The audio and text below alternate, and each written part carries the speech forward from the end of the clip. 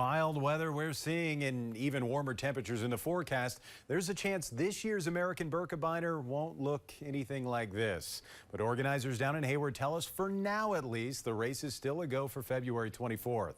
Now, this year marks the 50th anniversary of the nation's largest cross-country ski race.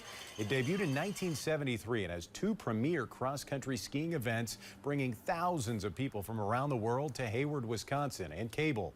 Organizers tell us they're monitoring the weather closely and taking advantage of cold nights to make snow for the course. They say if Mother Nature does not cooperate, they may have to scale back the course.